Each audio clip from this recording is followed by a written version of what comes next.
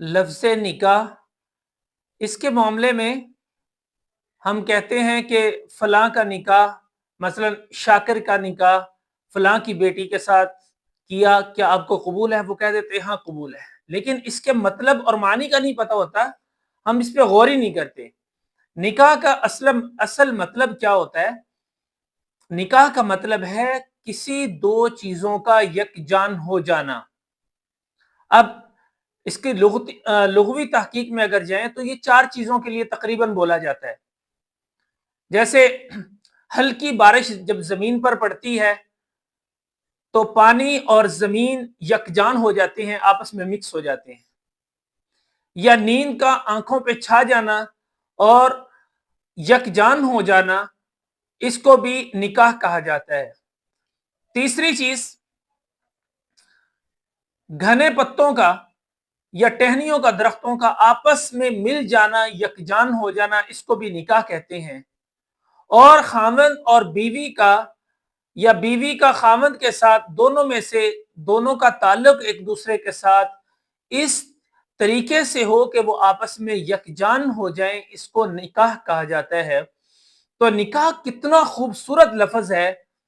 हम बस इतना कह के कि हमने शाकिर का निकाह फलां की बेटी के साथ किया और उसने कहा कि जी मैंने कबूल किया, तो बस ये बात खत्म हो गई? नहीं, बल्कि इसके अंदर यहीं से तो बात शुरू होती है। आप सल्लल्लाहु अलैहि वसल्लम ने दोनों के लिए बड़ी बड़ी जिम्मेदारियां इरशाद फरमाई हैं। जैसे बीवी के लिए है कि वो खामद के लिए सजे संवरे, उसके लिए मेकअप करे। आप सल्लल्लाहु अलैहि वसल्लम ने एक दफा सहाबा की महफिल में फरमाया कि जन्नत की जो लड़की है वो अपने खामन के लिए ऐसे तैयार होती है जैसे उम्मे हबीबा मेरे लिए तैयार होती है।